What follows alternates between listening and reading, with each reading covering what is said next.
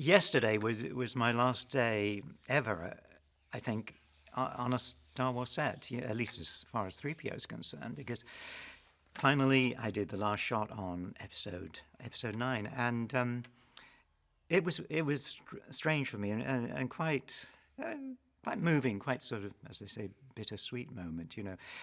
Making movies is hard work and fun, and the great joy for me, of course, is throughout Star Wars, I've been C-3PO all through the episodes, 1 to 9 now.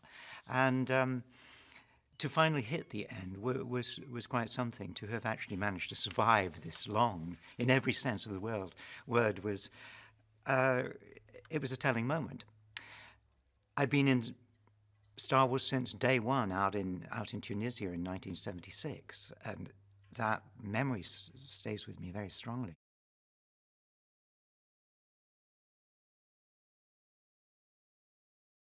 3PO's never been a kind of protagonist. He's not the big hero character, of course, and he's more reactionary than somebody who actually promotes the action. But here he's with a group of people, Poe and Finn and Rey and Chewie, going off on this adventure to find the thing. It's always finding the thing, isn't it? And he's there in the thick of it. And above just being part of a delightful team, JJ and Chris wrote kind of sequences where other things built up. So 3PO's always had some kind of antagonism between him and another character. It used to be Han Solo. It was always really, really very rude to 3PO, very dismissive. But very good drama, It was delightful working with Harrison like that. And now in this one, you have Poe, Oscar Isaac. What can I say? Adorable, brilliant. And somehow within the writing, Poe just gets irritated with 3PO all the time. And 3PO is kind of oblivious because Poe's a really nice guy and he's kind of subtle about being irritated by 3PO. And the way Oscar plays it is just so wonderfully subtle and real. I'm like, does he have to come?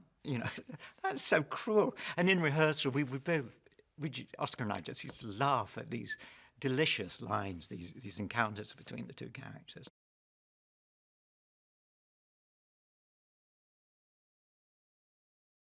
When we first arrived in the desert, out in Jordan, about 45 minutes drive from Aqaba,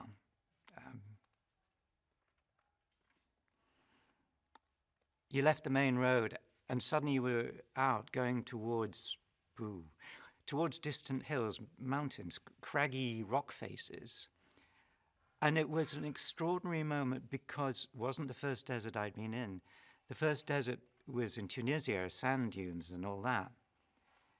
This was the desert in Jordan that Ralph McQuarrie must have had in mind when he painted that original picture of 3PO. These strange, craggy shapes with a kind of miasma of sand below them, so the whole thing kind of melted into one. It was heart-turning. And every day we would drive into the desert, and every day we'd see a new rock formation that exactly pictured what Ralph had thought about. So in a way, it was like 3PO coming home.